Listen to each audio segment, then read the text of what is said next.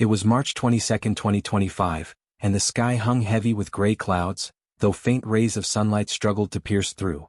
The Golden Bean Café sat quietly on a bustling street corner, its air thick with the rich aroma of freshly roasted coffee mingling with the low hum of conversation. Inside, warm golden light spilled over polished wooden tables, but the atmosphere carried a chill, a sense of detachment. Customers sat scattered about, absorbed in their phones or private chatter, oblivious to the creak of the café door as it swung open. Yeppy shuffled in. At 89 he was a frail figure worn down by time and hardship. His gaunt frame trembled beneath tattered, threadbare clothes that offered little protection against the biting spring morning. His shoes, nearly soleless, exposed frostbitten toes, and each step he took seemed to drag the weight of a lifetime of suffering. He kept his cloudy eyes downcast, avoiding the gazes around him, and made his way to the counter. His gnarled hands fumbled in his pocket, pulling out a few tarnished coins, the last remnants of his meager existence. Marcella, the cafe owner, stood behind the counter, her once white apron stained with coffee spills. A middle-aged woman known for her icy demeanor, her sharp eyes judged everyone who crossed her path. As Yeppy placed his coins on the counter, his hoarse, fragile voice broke the air. "I just want the cheapest sandwich, please." Marcella's gaze raked over him, her lips pressing into a thin line. "This isn't a charity house, old man," she snapped, her tone cutting like a blade. "No money, no food." Yeppy bowed his head, his trembling hands clutching the coins as if they were his final shred of dignity. A few customers snickered, their laughter soft but piercing, stabbing at his heart. A man nearby shook his head, muttering sarcastically, "That's right, get out. Don't dirty the place." The air in the cafe grew stifling. Yeppy stood frozen, a ghost caught between life and death. He wanted to turn and leave, but the gnawing hunger in his stomach roared, forcing him to speak again. "Please, anything will do. I'm hungry." Marcella crossed her arms, leaning toward him with contempt dripping from her voice. "You think this is a handouts joint? No scraps here. Go somewhere else." Tears welled in Yeppy's eyes, but he swallowed them back. He didn't want to cry, didn't want them to see him break further. Yet, just as despair threatened to swallow him whole, the cafe door creaked open once more. Isabella entered like a sudden breeze cutting through the stagnant air. Her brown hair was impeccably styled, her elegant suit hugged her frame, and her heels clicked rhythmically against the wooden floor. A prominent figure in the city, owner of a chain of luxury boutiques, she exuded quiet power and poise. Every eye in the cafe turned to her, even Marcella faltered, her arrogance wavering for a moment. Isabella said nothing at first. She stood there, her sharp brown eyes scanning the scene. Yeppy with his slumped shoulders, Marcella with her haughty stance, and the customers hiding smirks behind their cups.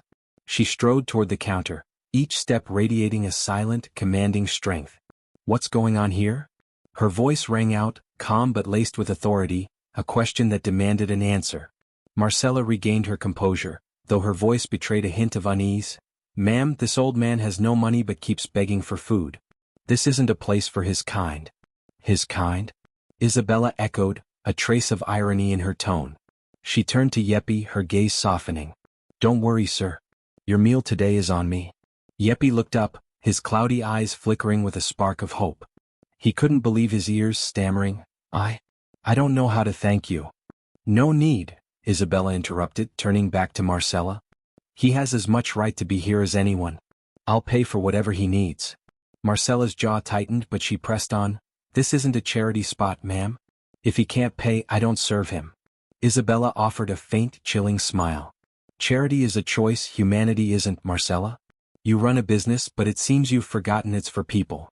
She stepped closer, her voice dropping to a steely whisper. "I've been a regular here for years, and I never imagined I'd witness this." Silence blanketed the cafe. Marcella's face flushed, aware that crossing Isabella, a woman whose influence could tarnish her reputation, was a grave mistake. She muttered, "Fine if that's what you want. But this won't happen again." Isabella ignored her, gesturing for a staff member to lead Yeppy to a table. She sat across from him, her eyes a mix of sorrow and satisfaction as she watched him take tentative bites of the sandwich brought to him. But then a glint of light from his wrist caught her attention, stopping her cold. It was an old watch, its glass scratched and foggy, its leather strap frayed, but its design stirred a distant memory in Isabella's mind.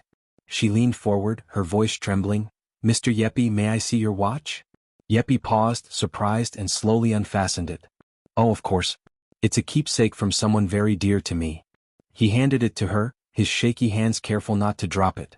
Isabella took it, the cool metal seeping into her palm. She turned it over and her heart skipped a beat. There, etched in delicate script on the back, was the name Emmanuel. A name she thought she'd buried in the past, now resurrected like a knife through her chest. She pressed a hand to her mouth, stifling a sob. Where did you get this watch?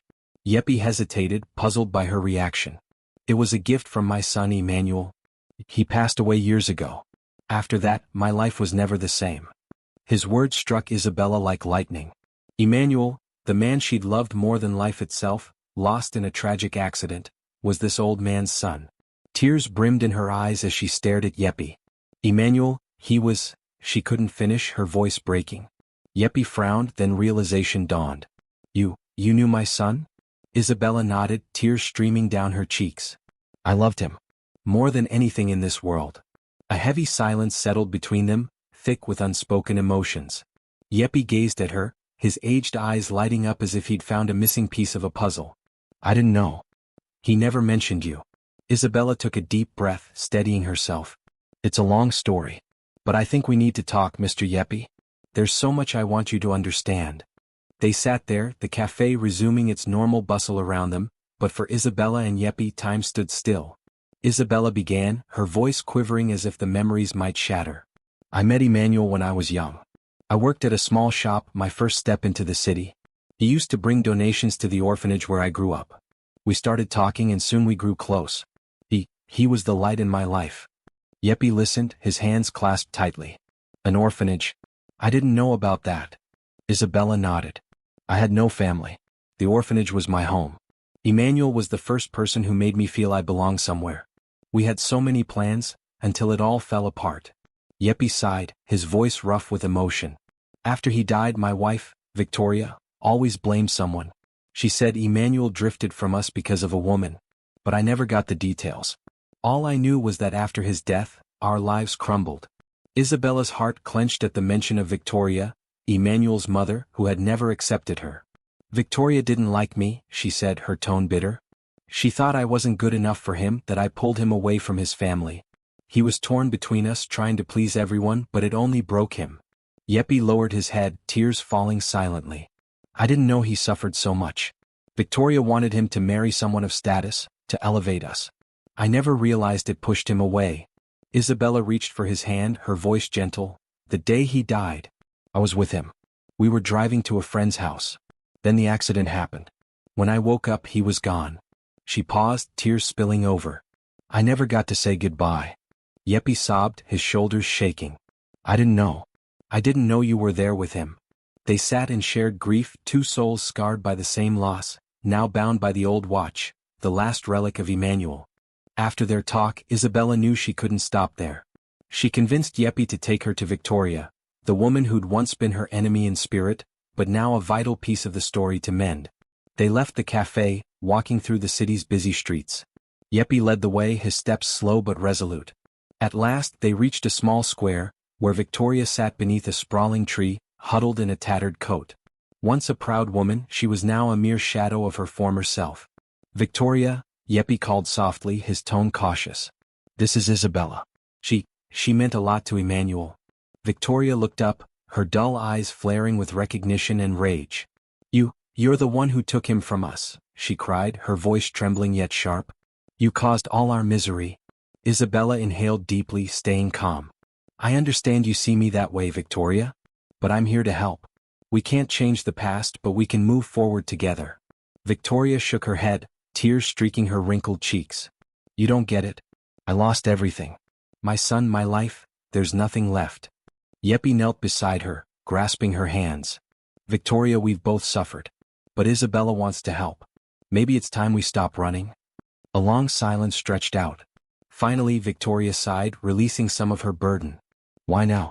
After all we've been through, why would you help us? Isabella knelt to her level, her voice soft. Because I loved Emmanuel.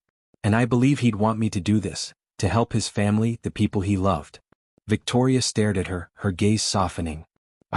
I'll accept, she said, her voice choked. But I don't promise to trust you yet. Isabella smiled. That's fine. We'll take it one step at a time. Isabella brought Yeppy and Victoria to her home, a luxurious yet cozy apartment where light poured through wide glass windows. For two people accustomed to the streets, the comfort felt surreal, almost dreamlike. At first, tension lingered. Victoria kept her distance, her eyes wary whenever Isabella offered tea or food. But Isabella was patient, slowly building trust. She shared stories of her life after Emmanuel's death, the lonely years, the struggle to rise above her pain. One morning, as dawn painted the sky with golden hues, Victoria entered the living room where Isabella sat with a coffee cup. "You're up early," Isabella remarked, smiling. "Want some coffee?" Victoria hesitated, then Saturday, "Yes, thank you." She cradled the cup, letting its warmth seep into her cold hands. "I still can't believe I'm here. If someone told me years ago I'd take your help, I'd have laughed in their face." Isabella nodded. "I didn't expect this either. But sometimes life takes us to unexpected places." Victoria sighed, her voice trembling. "I hated you, Isabella. When Emmanuel spoke of you, I knew you weren't what I wanted for him. I dreamed he'd marry someone to lift our family up. But now I see I was wrong. I lost him, lost everything, and blamed you, when I should have looked at myself." Isabella was touched by the confession. "We've all lost, Victoria. I lost the man I loved, you lost your son. But now we can heal together." Yeppy stepped in, a faint smile on his lips. "You two talking? That's a good sign." They chuckled, and for the first time the air between them lightened. They were beginning to put the past in its place. As weeks passed, Yeppy and Victoria found life again in Isabella's home. One day Yeppy sat beside her, his tone thoughtful. "Isabella, I don't want you to think we're taking advantage of you. It's time we found a place of our own, to stand on our feet again." Isabella was surprised but proud. "I don't mind. But if you want a fresh start, I'll help." They searched together, settling on a modest house on the outskirts, simple yet warm, near a verdant park. Isabella handled everything from furniture to decor. On their first night there, Yeppy hugged her, tears streaming down. "You've given us a new family, Isabella." Victoria approached, embracing Isabella tightly for the first time. "I never thought I could forgive. But you showed me it sets me free." Isabella smiled. "We're healing together. And I know Emmanuel would be glad to see this." Weeks later, Isabella invited Yeppy and Victoria to her home for a surprise. As they arrived, a tall young man with a radiant smile stepped forward. "This is Esteban, my son," Isabella said, her voice brimming with pride. Esteban shook Yeppy's hand and hugged Victoria, bringing a fresh energy to the gathering. "I've heard so much about you from Mom. I'm thrilled to meet you." They shared lunch, laughing and talking easily. Later, in the sunlit garden, Victoria took Isabella's hand, her voice thick. "I never thought I'd feel family again. You gave us that." Esteban smiled. "A person's legacy never fully fades. Emmanuel was part of your lives, and now you're part of mine." As dusk fell, they parted with warm embraces. Isabella walked home with Esteban, a newfound lightness in her heart. The painful past had closed, making way for a bright future. Isabella, Yeppy, Victoria, and Esteban became a new family, bound by love and forgiveness. From a chance meeting in a café, they found each other, healed old wounds, and moved forward together. Emmanuel's watch was more than a keepsake, it was the thread that wove them through time and pain, guiding them to the light of hope.